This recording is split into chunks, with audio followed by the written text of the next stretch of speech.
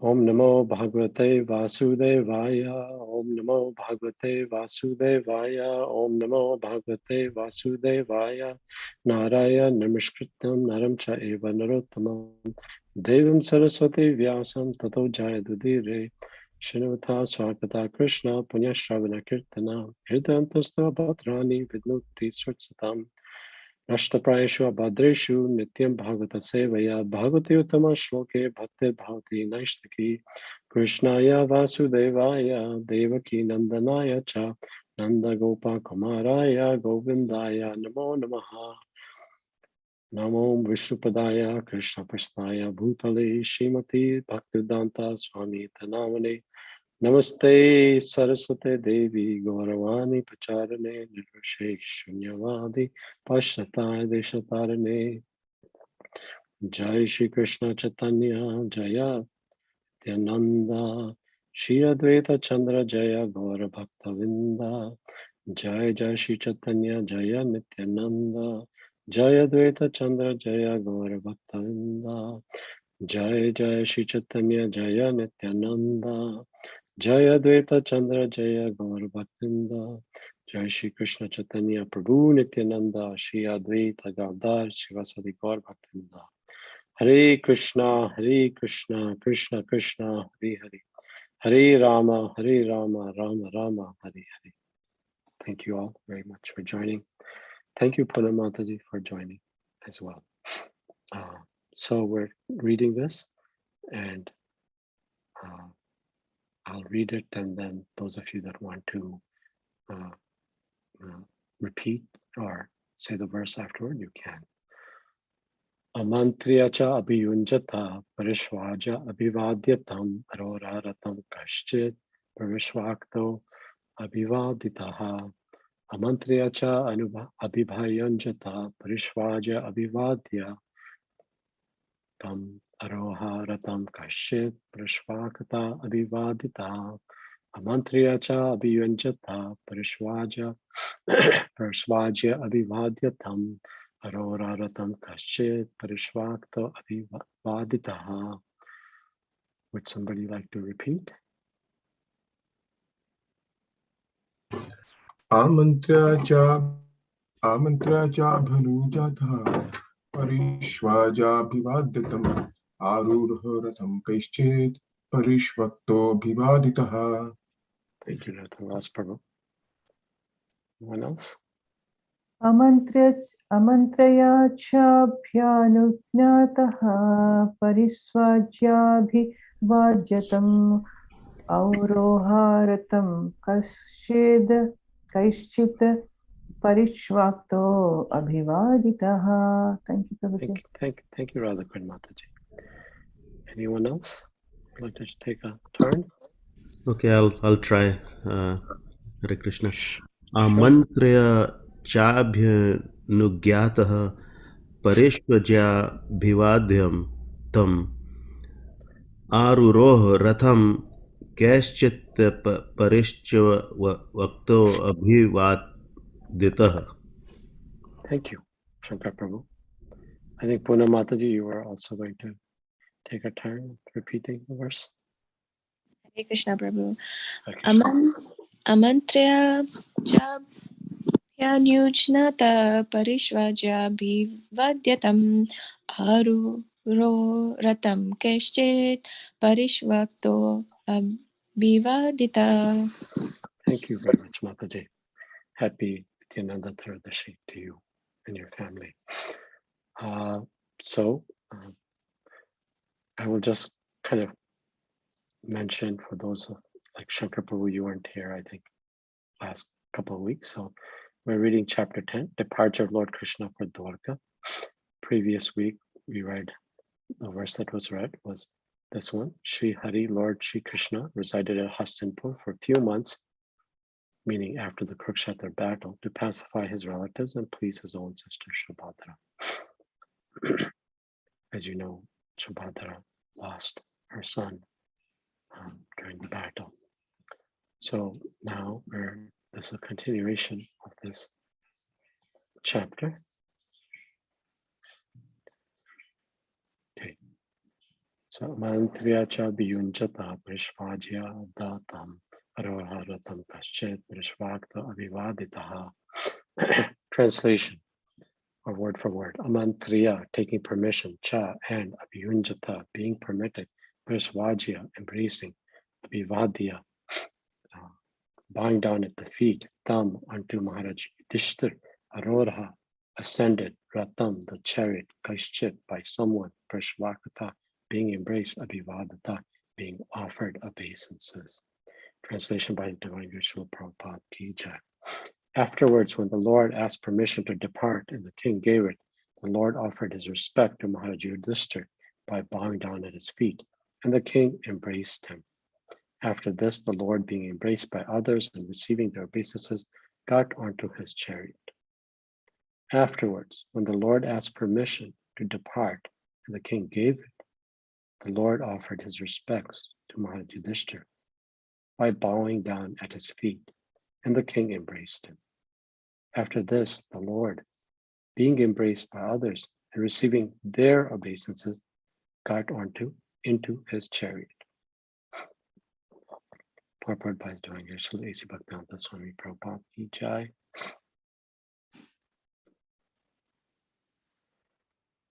Maharaj Yudhishthira was the elder cousin of Lord Sri Krishna, and therefore while departing from him, the Lord bowed down at the king's feet.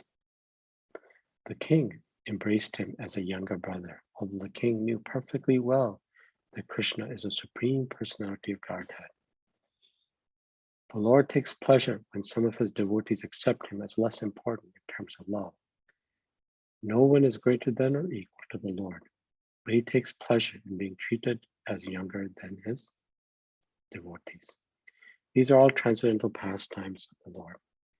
The impersonalists cannot enter into the supernatural roles played by the devotee of the Lord. Therefore, thereafter, Bhima and Arjuna embraced the Lord because they were the same age, but Nakul and Sahadev bowed down before the Lord because they were younger than he.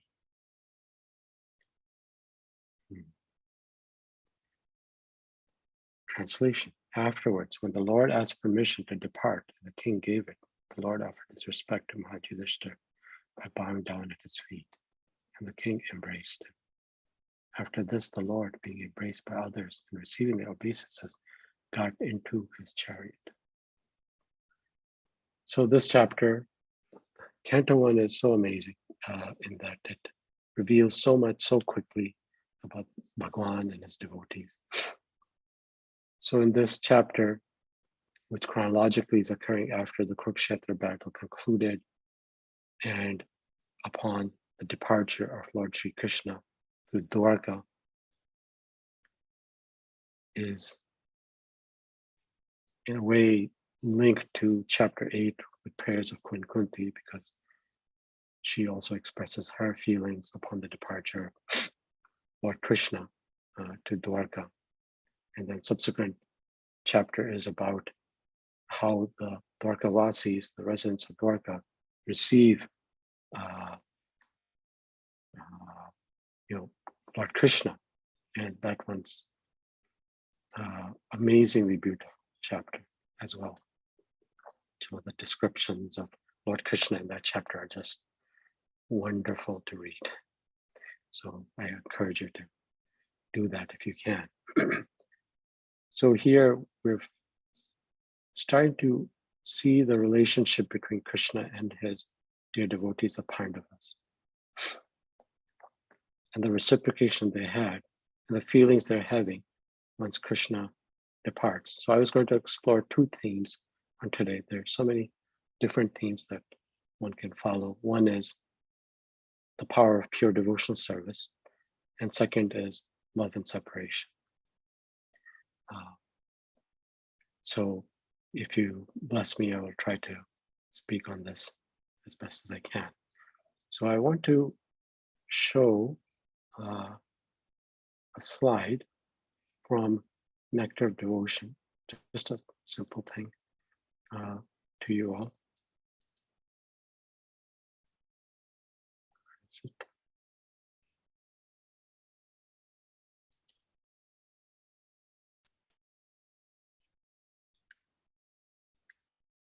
Vilas Prabhu, this is visible. Yes, Prabhuji. So this is Sri Rupa Goswami's Nectar of Devotion. As you know, the translation that's on vedabase.io is comments by Srila Prabhupada, but not necessarily the Sanskrit in all aspects. So Sri Rupa Goswami talks about the unique qualities or characteristics of devotional service. And he describes 6. So this is in the first chapter, verse 17.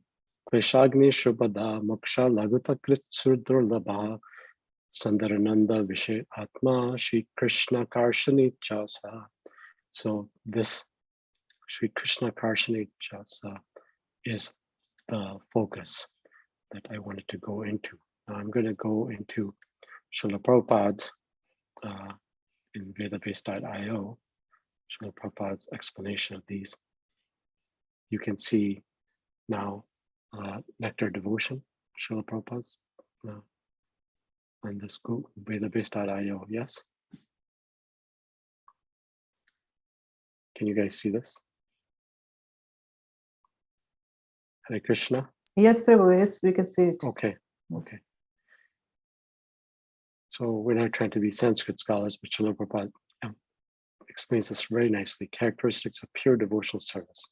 So he says that there are 6 unique qualities that Sri Rupa Goswami describes of pure devotional service. Number 1 is Kleshagni, its ability to destroy suffering and bring relief from all kinds of material distress, because we know in Bhagavad Gita, Krishna Bhagavan says, Sarva dharma pratiyaje mamekam sharam vaj, amtam sarpapibhyo mokshi sami masacha. So Bhagavan Krishna is giving his word in Bhagavad Gita that he will protect those that surrender unto him from all reactions. In fact, he encourages Arjuna to declare it boldly.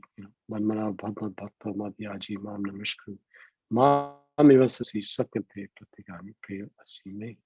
That my dear Arjuna declared boldly that my devotee will never perish. So that's one item of pure devotional service, the ability to destroy suffering. Second is Shubhada, in the words of Sri Rupa Goswami, that it bestows auspicious. Shubha is auspiciousness. So pure devotional service is the beginning of all auspiciousness, is how Srila Prabhupada translates that. So meaning a person who is engaged in devotional service in pure Krishna consciousness is to be understood to be doing the best service in this world and to please everyone in this world. So that's item 2. Item 3 is pure devotional service automatically puts one in transcendental pleasure. This is this term, Sandarananda Visheshatma. So happiness, the idea is happiness derived from pure devotional service is the highest. Why? Because it's eternal. Item number 4, pure devotional service is rarely achieved. Krit Sudurlabha, very rarely achieved, because Krishna can offer material happiness or even liberation to others, but he does not often agree to award a person engagement in his devotional service.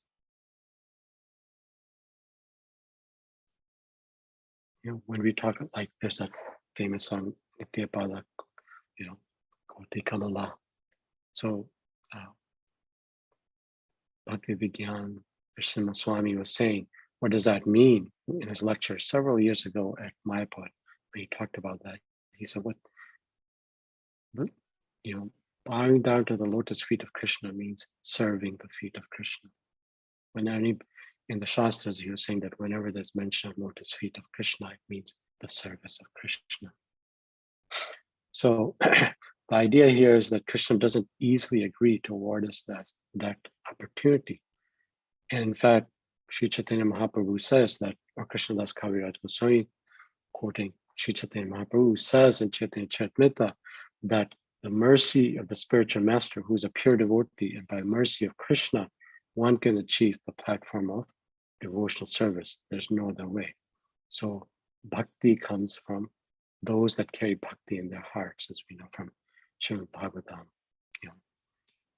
Canto 1, Chapter 2. There's no other way. And then Srila Prabhupada says, another characteristic of pure devotional service derides even the conception of liberation. This is straightforward. Because why? Because if one has even greater reciprocation with Krishna, then we want Krishna, not that which is of Krishna's. We're not seeking that which is of Krishna's, we're seeking Krishna. And this item, which I was hoping to explore just a bit, pure devotional service is the only means to attract Krishna. This is very, very wonderful. So this is this Sri Karshani Krishna. I'm sorry, Sri Krishna Karshani, that Sri Rupa Goswami says in his verse. So Krishna is all attractive. Srila Prabhupada says, but pure devotional service attracts even him. That means pure devotional service is transcendently stronger than Krishna himself because it's Krishna's internal potency. So pure devotional service attracts him who is all attractive. And Srila Prabhupada would oftentimes say, in reference to this, that the symbol of pure devotional service to the highest degree is Srimati Radharani. And in the mood of, and Sri Chaitanya Mahaprabhu comes in her mood, descends in her mood. So Krishna is called Madan Mohan, which means that he attracts even the god of love, or defeats, Srila Prabhupada's words would be, he defeats the attraction of Cupid, which is the god of love. But Radharani, being pure devotional service, she's the emblem of pure devotional service, is so powerful that she can even attract, and pure devotional service can even attract Krishna himself. So Prabhupada used to say, therefore devotees call her Madan Mohan Mohini, the attractor of Cupid. So to perform pure devotional service means to follow in the footsteps of Srimati Radharani. And so devotees across the universe put themselves at the lotus feet of Srimati Radharani to follow in her mood so that they can attract Krishna himself. And this is the mood of Sri Chaitanya Mahaprabhu. So I'm going to show the second part of that slide that I was showing. Okay. So Sri Rupa Goswami, several verses later, at verse 41, says, he explains each of these topics and gives commentary.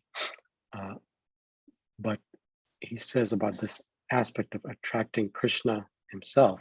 He says, Sri Krishna Karshani, Kritva Harim Prema Bhajan Priya Varga Samanvitam, Bhaktir Vashikoratati, Sri Krishna Karshani Mataha.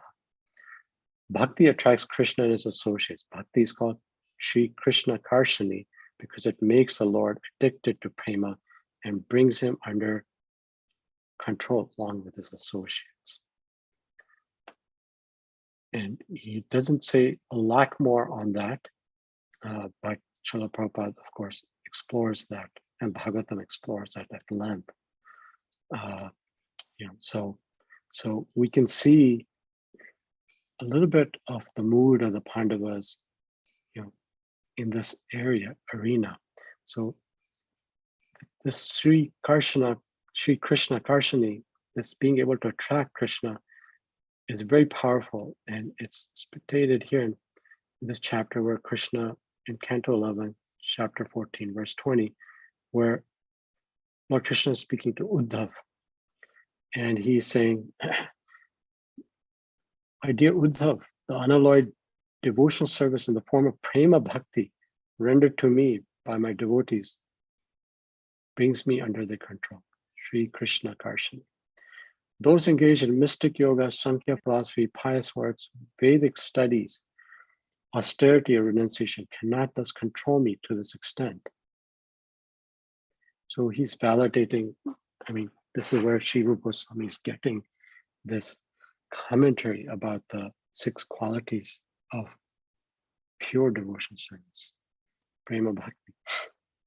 So how Krishna is attracted by the devotional service of his devotees is actually very sweetly described by Sri Narad Muni.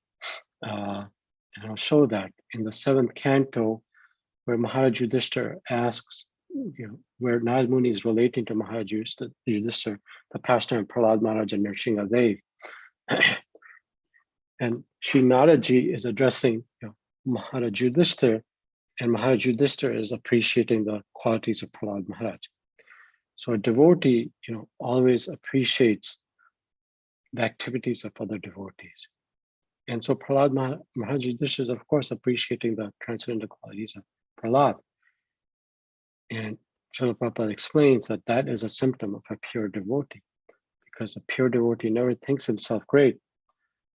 He always thinks others are greater than himself or herself.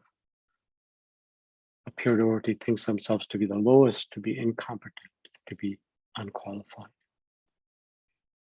So after hearing about Prahlad Maharaj's activities, Maharaj Yudhishthira, who is actually on the same standard of devotional service as Prahlad, thinking of his own position, may actually be contemplating Prahlad Maharaj as a devotee of the Lord, while I'm nothing. And so Narad Muni understood what was within the mind of Prahlad, of Maharaj Yudhishthira. So he said this very beautiful statement, and I'll show it to you here. Yuyam nirloke, this is from Bhagavatam, Canto 7, Chapter 10. He says, Yuyam nirloke bhata bhuri bhaga lokam punana munuya apiyanti yesham grena avashati akrakshad gudam param brahma manusalingam. Narad Muni continued, meaning he was speaking to Yudhishthira Maharaj in this canto. He said, my dear Yudhishthira Maharaj, all of you, the Pandavas, are extremely fortunate, for the Supreme Personality of Godhead, Krishna, lives in your place just like a human being. Notice that word. The important word here is like nirloka. And this idea of Manushya Lingam, the form of, descendant of Manu, created being, human being. So great saintly persons know this very well, and therefore they constantly visit your house, palace. So Maharaj Yudhishthira, when he hears about Prahlad Maharaj, is feeling, where am I and where is he? How can I have such devotional service? So what Narad Muni is saying is that you, the Pandavas, are actually the only fortunate people, nirloka, within this world. Because Bhagwan has appeared, Swayam Bhagwan Shri Krishna has appeared on this planet and is presenting himself as, ordinary human being. He's always with you in all circumstances, he's trying to say. He's living with you and covering himself from the eyes of others. They don't recognize. Others cannot understand that he's Bhagwan. But he's still living with you as your cousin, as your friend, even as your worldly messenger. So you must know that no one in the world is more fortunate than you. So he's saying, you're as good as Prahlad Maharaj. Your level is as good as Prahlad Maharaj, because although Lord Nrsimha Dev appeared that once for Prahlad Maharaj, on that one occasion, yet Bhagwan Shri Krishna is always living with you. And the Pandavas, you can see this in the prayers of Queen Kunti. If you read that chapter, she continuously talks about how Krishna is so bewildering. And that bewildering potency of Krishna for devotees is called Yoga Maya, not Mahamaya, Yoga Maya. That you are under the influence of Yoga Maya. You cannot think of your fortunate position, yet even saintly people, he's saying in this verse, can understand it. And therefore they constantly come into your presence. So, any pure devotee who is constantly conscious of Krishna, Narad Muni is trying to say, is naturally very fortunate. But he's saying, however, you, the Pandavas, are better than all of them because Krishna lived with you constantly. Nirloka, you're the most fortunate in this world. That allows us to appreciate what the Pandavas were and Krishna's love for them. Narad Muni goes on to say the impersonal Brahman is Krishna himself because Krishna is the source of the impersonal Brahman. He is the origin of transcendental bliss sought by great saintly persons, yet he, the Supreme Person, is your most dear friend and constant well-wisher, and is intimately related to you as a son of your maternal uncle. Indeed, he's always like your body and he's worshipable, yet he acts as your servant and sometimes as your spiritual master. He's the absolute truth. Satyam Param Dhimahi. He's like your body and soul. He's the object of our worship, yet he's acting as your servant and sometimes a spiritual master. So we can see the glorious position in these two verses. If you want to read more about this, read Brihad Bhagavatamrita, chapter 5, entitled Priya, the Devotees, in volume 1. And there's, Sanatana Goswami explores this in great detail. Because, Krishna, Bhagwan, acted as Narad Muni is explaining, as your supreme friend and your relative, and sometimes even acted like your servant, carrying your messages to Duryodhana and Dhritarashtra. And he says he also acted as your spiritual master. We know Bhagavad Gita is Krishna acting as spiritual master. Arjuna accepts Krishna as a spiritual master, and Krishna sometimes, like spiritual. To be a disciple means to be disciplined of our incorrect understandings and mindsets by somebody who's qualified to do so.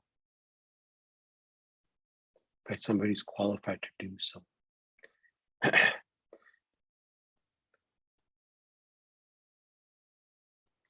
One time, Bhaktisanta Maharaj wrote a letter to a devotee who was finding fault with other devotees. And Bhaktisanta Maharaj said, in my position as spiritual master, people come to me wishing for guidance. And because of my position as guru, I'm forced to take on this very difficult service. And he said to his disciple, he said, I don't know why you would want to take on such a difficult service for yourself. I don't know whether you followed this, Bhaktisanta Maharaj in his beautiful language. Says, I'm spiritual master, so I'm forced to correct the thought processes or the behavior, those that come to me. I don't know why you, as my disciple, feel that you want to take on such a difficult, heavy service for yourself. So anyways, so Arjuna accepted Krishna as a spiritual master. And Bhagavan then in chapter 2 says strong words. He says, while speaking Learned words, you are mourning for that which is not worthy of grief. My dear Arjun, how have these impurities come upon you? Now, Arjun is, the greatest warrior on the battlefield and the most sweet, devoted personality, full of prema. I mean, for Krishna to say that to Arjun, only a spiritual master can say that, or only a very dear friend. So this is the intimate relationship between the Pandavas and Krishna in this chapter, as well as the chapter in prayers of Queen Kunti, as well as when Arjun returns back from Dwarka after the departure of Lord Krishna, show that. And that's all in Canto 1. And in Bhagavad Gita, all of you have read chapter 11, the universal form, where Arjun asks Krishna to demonstrate or to reveal that form of his, the fragmental portion, as he talks about in chapter 10, by which his vibhutis permeate the material world. And so Krishna does so in the form of Virat Rupa. And when Arjun sees this, especially when the form of Kal Rupa, the form of time as death, comes out, Arjun realizes, that Krishna's Yoga Maya has kind of clouded Arjun's vision. He says, my dear Krishna, I thought of you as my cousin brother. And all of you are Indian bodied, so you know how in India one treats cousins almost like brotherly love, right? So, and I've shown disrespect to you in so many ways, sitting in the bed with you, eating with you, laughing or joking with you, calling you my, friend. You are so great. I could not understand this.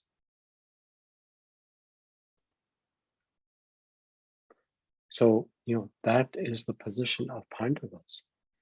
That although Krishna is Swayam Bhagwan, the greatest amongst greats, as mentioned by Narad Muni, yet he remained with them, being attracted by their devotion, by their friendship, and by their love. And that is proof of what Srila Prabhupada says here. Pure devotional service is the only means to attract Krishna, Sri Krishna Karshani. Proof of the process of devotional service is so strong it can attract even Bhagwan himself. Srila Prabhupada oftentimes used to say when people would ask him, who's greater, Krishna or Radharani? He would say, God is great, but devotional service is greater than Bhagwan himself. Why? Because it attracts him. And those who are not practicing Bhakti Yoga, they cannot appreciate this. The great value of devotional service. Most people that read Bhagavad Gita look at Bhakti Yoga as a stepping stone to Karma Yoga, or Jnana Yoga, or Moksha Yoga, etc. They want that which is of Krishna, but we don't want that which is Krishna himself. Because that's the secret of devotional service. If we perform devotional service, we attract that individual who's greater than the greatest.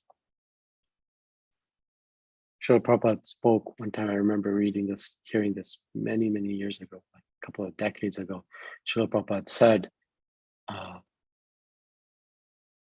he said that Arjun, when he talked about Bhagavad Gita, I was reading comment, I was hearing, this was like in 1999, it still stuck with me.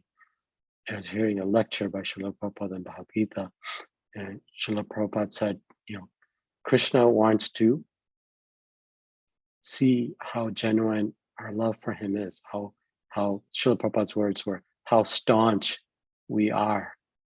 And then he said, just like the Pandavas, they were put into so many troubles. They lost their kingdom.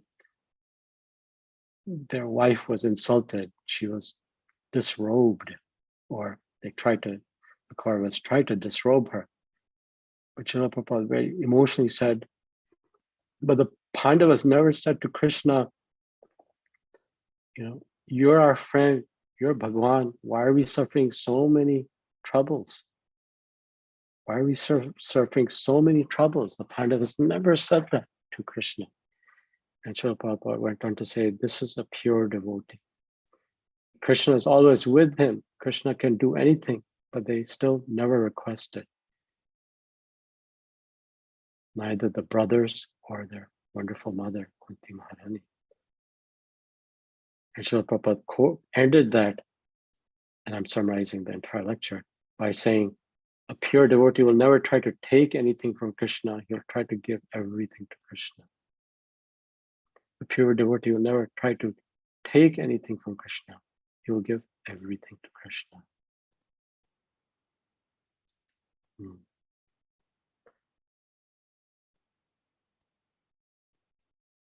That's really wonderful when we appreciate the Pandavas like that. When we appreciate Pandavas like that, it attracts Lord Krishna because he loves the Pandavas so much, as Narad Muni explained, more than anybody in this material world. So, sometimes there's so many like lessons from the Pandavas' pastime. Bhujan Prabhu was giving a lecture on Krishna's mercy. And he said that, we have preconceptions of how God, Bhagavan, should act and what form his mercy should come. And he said that sometimes people become atheistic, being unable to understand Krishna's mercy. And I've seen that. Sometimes people will come into the association of devotees, something sad will happen in their lives or the lives of the ones that they love, and what they desired did not manifest. And so they go away from the association of devotees. I've seen that over the 20 years of being involved with the temple and with, here in Portland. And it's because, we have a preconception of how God's mercy should manifest itself.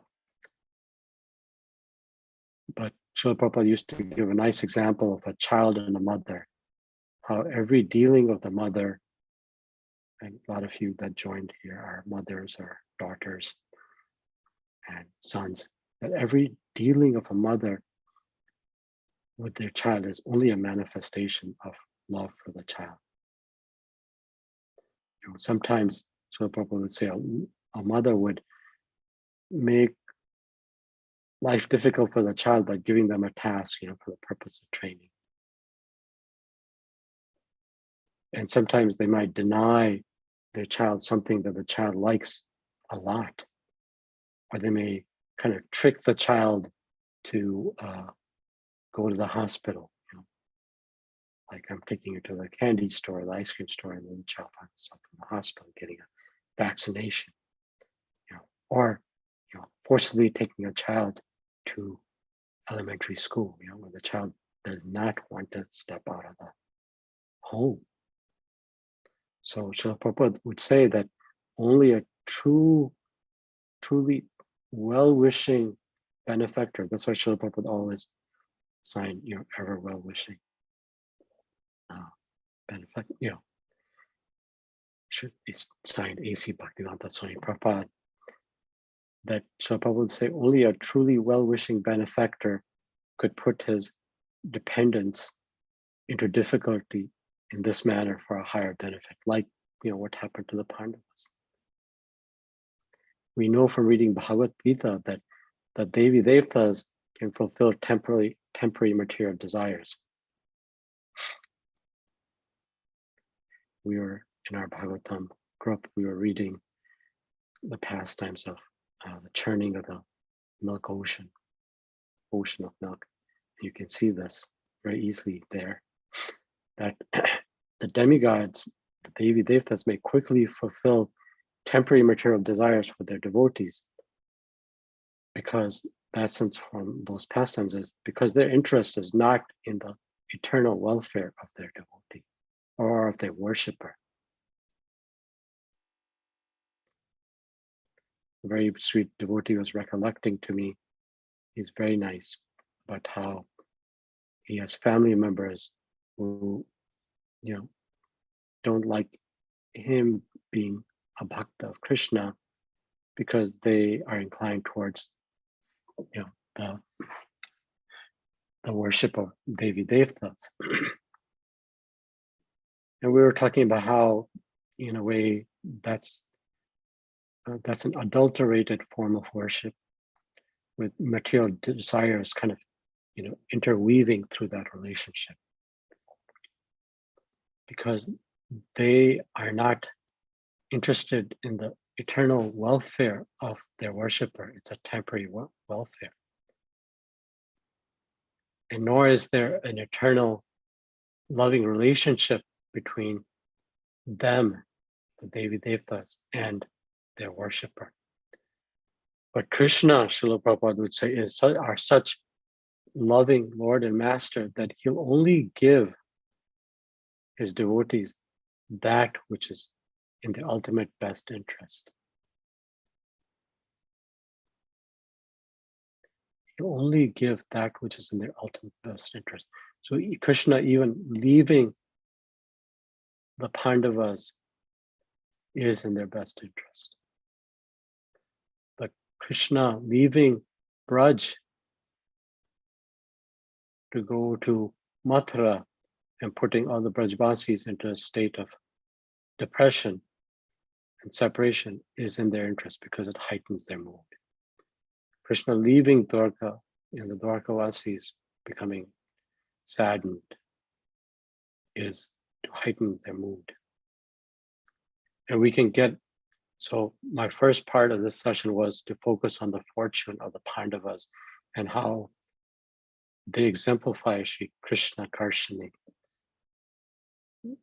And Nal Muni, how he pointed that out to them specifically, how they attracted Krishna himself, where he became their constant companion and just kind of let his formality go and did whatever they asked and tried to help them in all ways. So we can see, I really like this verse and I'll show it to you. Can you guys see this? Yes, Prabhu. Thank you, Mataji. So this is from the prayers of Queen Kunti, right? Chapter 8, Canto 1. I really like this verse. You can just feel it.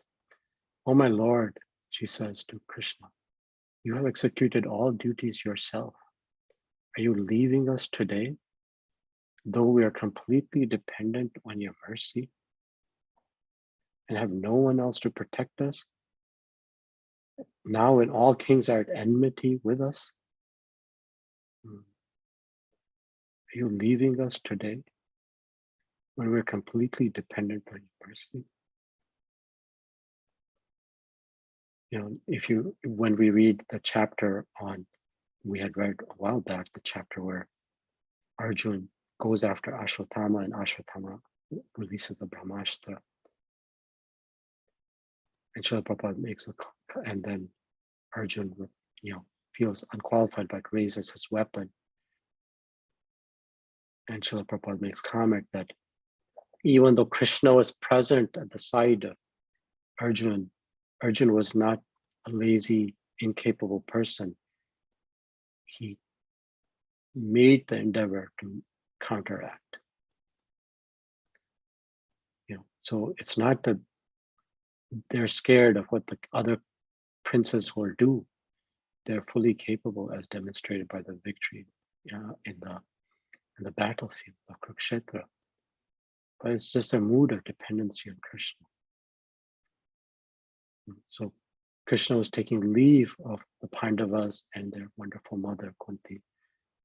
And she says, this statement, and Srila Prabhupada says in one of his lectures that this is a devotee's position, that we have no means of protection other than your lotus feet.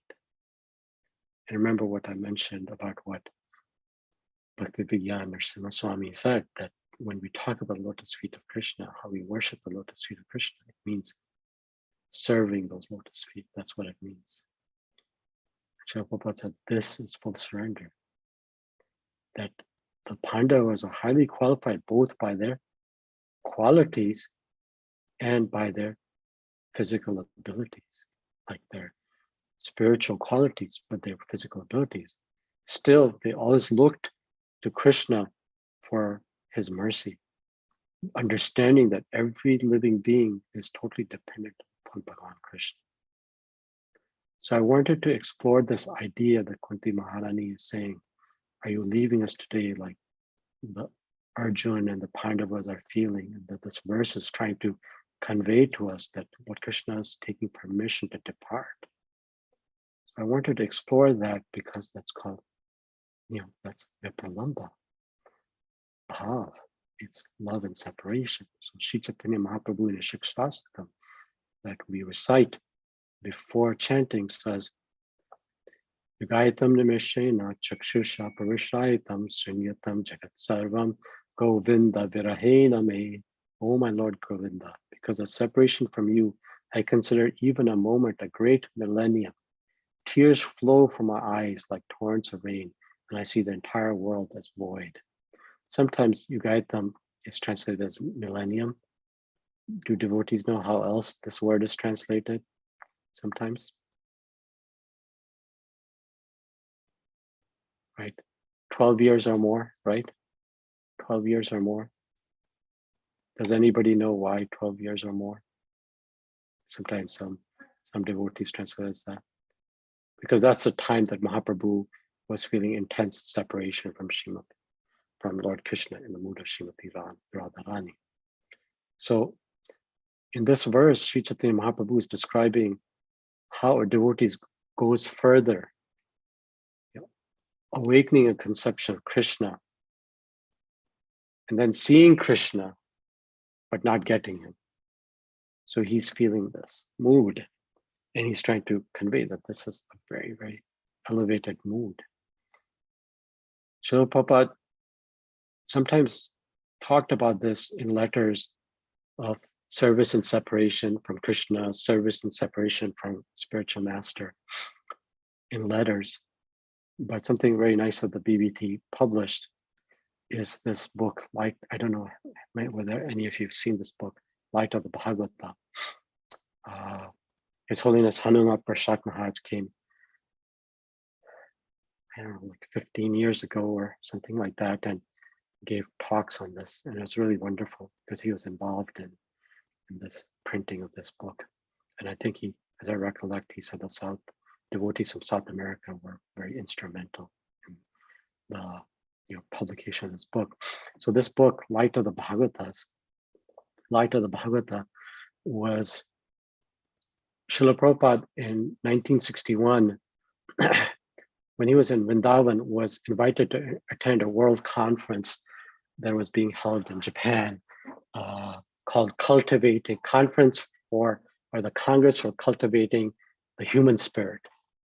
And it was being held in Japan. And Srila Prabhupada understood that most of the attendees were going to be, Asian, Japanese, Chinese, etc. And he was considering, and this kind of gives you insight into Srila Prabhupada's mood. He was considering how best to present the Srimad Bhagavatam to them. Now, Bhagavatam is 19,000 verses. This will show you Srila Prabhupada's brilliance.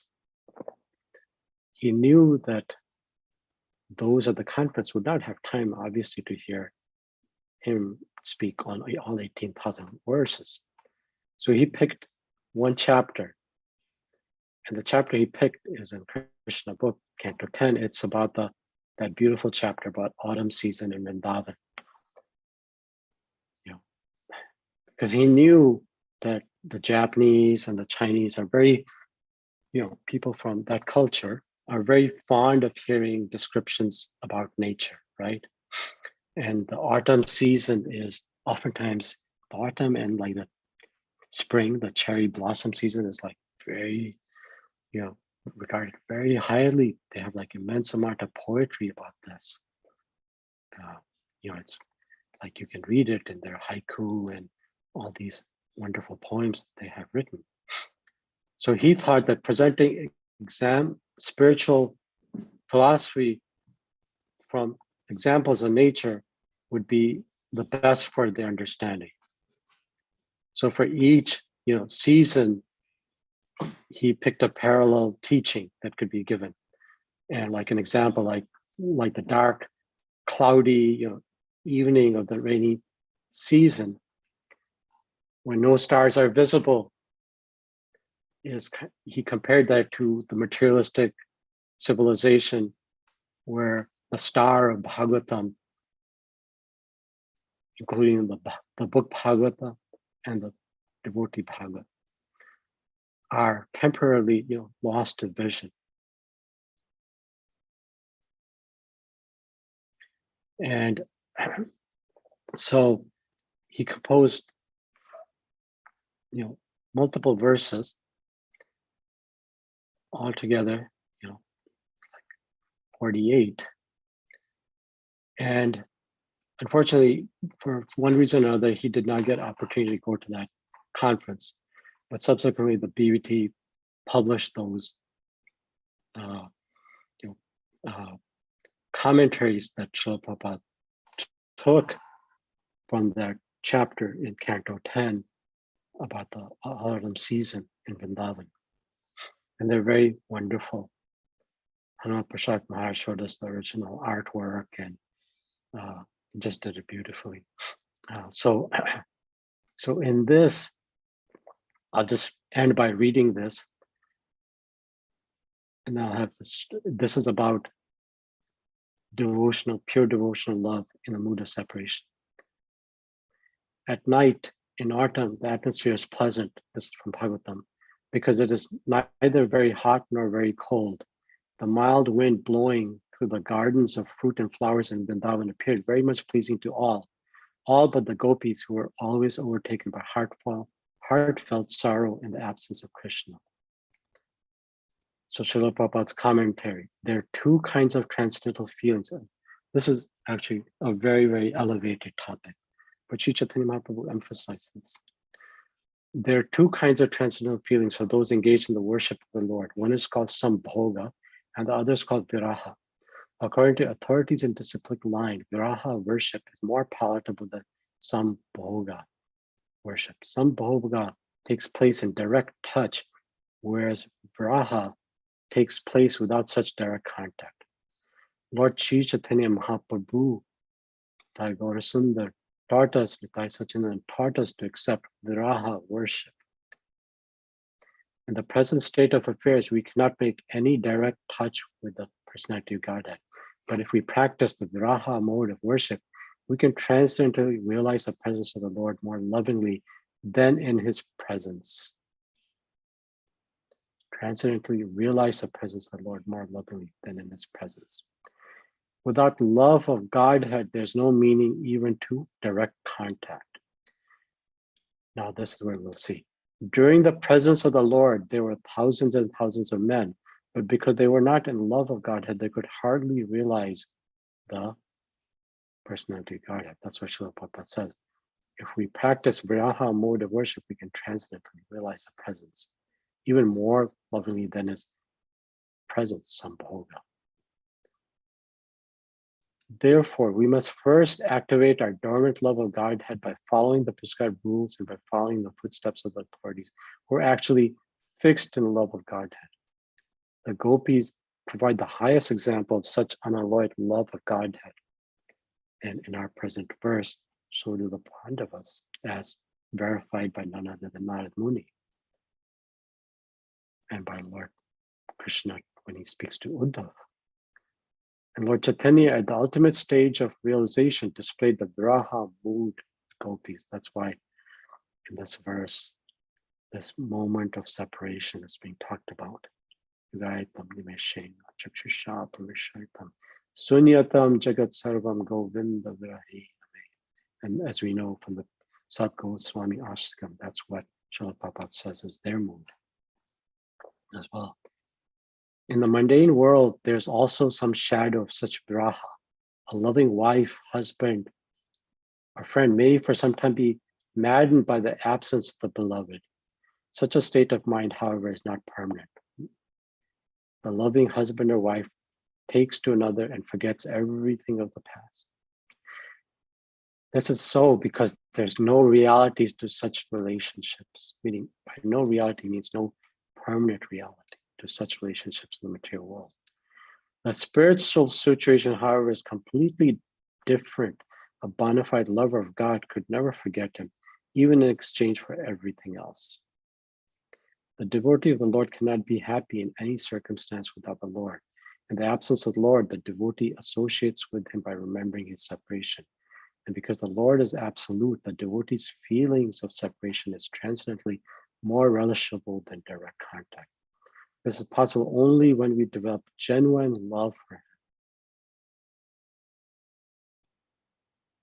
In the absence of the Lord, the devotee associates with him by remembering his separation. This is what Bhishma Pitamaha was doing when he was reciting all those wonderful pastimes of Krishna. He was trying to smother, remember.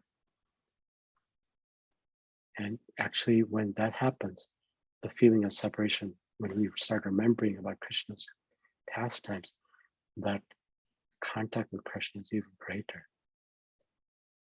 This is possible only when we develop genuine love for him. In that state, the devotee is always with the Lord by feelings of separation, which become more acute and intolerable in suitable circumstances.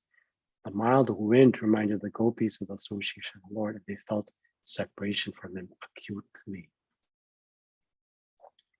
So, we know from the Shiksasakam and the teaching of Mahaprabhu that the more one progresses in devotional life, the more one feels themselves totally dependent and hopeless. And this is based on the advice of Sri Chaitanya Mahaprabhu in order to adjust within ourselves this mood of separation from Krishna. When we feel separation from things of this world, we only feel, as you know, misery. I didn't get the position I wanted in my job. Nowadays, it's like I didn't get that house that I want to buy in the current crazy housing market. I didn't get that car that I wanted. My child didn't go to the school that I wanted. And so we feel misery when we feel separation of things of this world. But Mahaprabhu is telling us that if we can feel separation, and the Pandavas are demonstrating, and this chapter where Krishna leaves Hastinapur, demonstrating that when we can feel separation from Krishna, then this separation will create within us the greatest ecstasy. And how is that? Because when we think of Krishna, Krishna is present. Sri Rupa Goswami says this in his Padyavalli. When I see Krishna, I just see one Krishna coming at me. But when I start thinking of Krishna, I see millions of Krishnas coming at me. Because thoughts of Krishna, he explains, are identical with him. If we can think of Krishna intensely in separation, then Krishna will be with us intensely.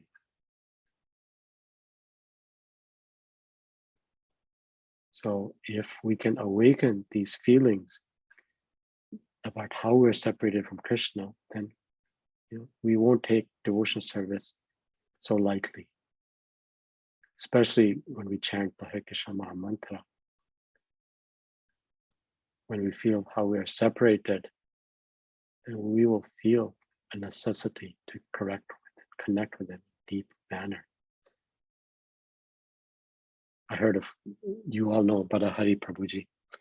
One time I was hearing that someone asked him, how was you in one of those days in japa retreats where you chant 64 rounds? Somebody asked him, what was it like? He said, it was like a desert. I didn't feel separation from Krishna. So this is a mood of advanced devotees like the Pandavas. So once again, back to the verse. Afterwards, when Lord asked permission to depart and the king gave it, the Lord offered his respect to Maharaj Yudhishthira by bowing down at his feet, and the king embraced him. After this, the Lord, being embraced by others and receiving their obeisances, got onto his chariot. So in summary, what I was focusing on, and there are many things one can focus on in this, is how Sri Krishna Karshani, that pure devotional service, in the words of Sri Rupa Goswami, is the only means to attract Krishna. And specifically, Narad Muni explains that to Yudhishthira Maharaj, that you are so fortunate because of your purity. Krishna was with you always. So that was point 1. Point 2 was, this is a pastime of Krishna enhancing the mood of separation from the Pandavas and their wonderful mother, Queen Kunti. And point 3 was how Chaitanya Mahaprabhu encouraged us in his Yakshastakam to cultivate that mood genuinely, not in a false way, but genuinely to feel that separation from him. Thank you very much. Srila Prabhupada ki jai, Shri Srinitai Sacinandana ji ki jai, Shri Panchakau Tatrivya Kriposindha Eva Cha Patitanam Pavnebhyo Vaishnavyo Namo Namah. Thank you for your patience and tolerating Hare me Krishna, going over Prabhuji. this verse. Thank you. Dhanyavad Pranam, Jai Srila Prabhupada. Thank you so much, Prabhuji, for the wonderful narrations, Prabhuji. Very, very nicely describing all the points, how Pandavas are virtuous, and how devotees, pure devotees feel separation from Krishna. So many aspects are there in today's lecture, and I thoroughly enjoying, Prabhu. In lieu of the time, keeping time in mind, I am just going to ask you some questions, Prabhu, if you can kindly permit me to ask. Sure. I don't know whether I'll know the answer because, like I said, this is a very elevated topic, but if you bless me, I may say something. Prabhu, you should give your blessings, Prabhu. So, Prabhu, my question is, just tell, you have talked about so many things, very wonderful things about the pure devotional service, the characteristics from Nectar of Devotion, very wonderful characteristics, and also Srimad Bhagavatam verses you have given us quotations from 11th canto of Srimad Bhagavatam 14:20 verse, how Krishna comes under the control of his devotees, how he becomes the subservient of his devotees. And also Prahlad Maharaj, you have mentioned about, right? But I just want to tell us, like an insignificant source like me, in 1 or 2 sentences, what exactly is the definition of a pure devotional service? What I have to actually think, and learn, what is exactly pure devotional service? The definition I want to hear from you, Prabhu. What do you know what it is, right? Anyabhilashata sunyam yankarma vyanavritam, right? Anukul ena Krishna anushilanam bhakti uttama. I think I've seen you posting on it and speaking about it. Pure devotional services. I love Krishna so much that his pleasure is greater than my unhappiness.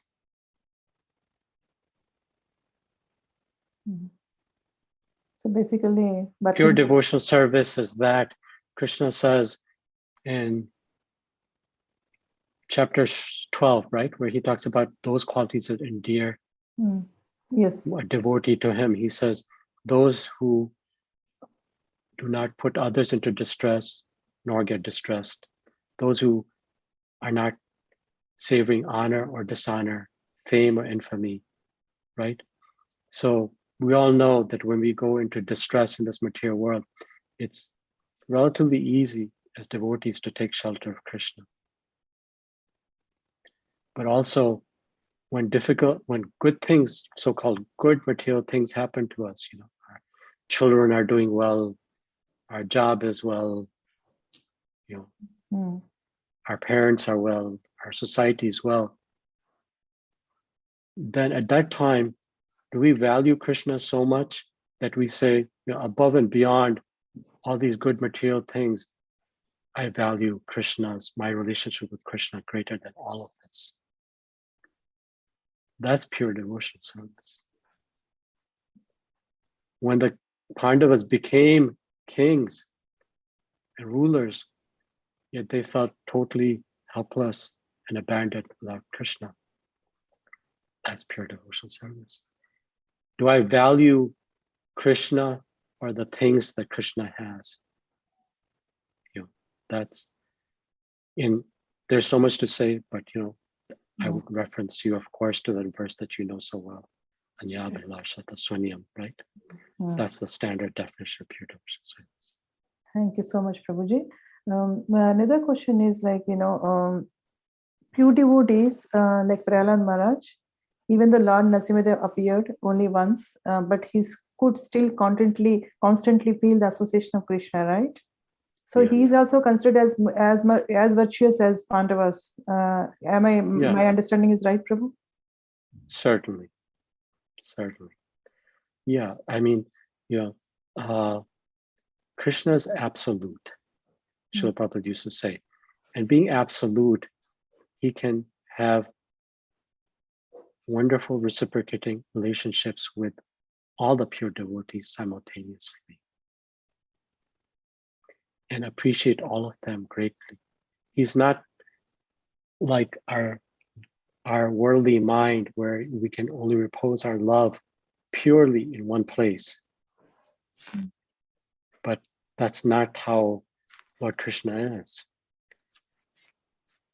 One time Haridas Prabhuji told me that Srila Prabhupada wrote to him that Krishna can appreciate the service of a cow as much as the service of the gopis. So, it's not either or, it's everything. He can love in infinite manner. So yes, Narad Muni said, in this world, I can try to show that verse. He says, Nirloka, within this world, you're the most fortunate because Krishna appears in Manusya Lingam in the form of a human being. So Narad Muni was recognizing that Yudhishthira Maharaj may in his heart have felt, because Yudhishthira Maharaj is such a pure devotee, as we know, from his genuine feelings of compassion.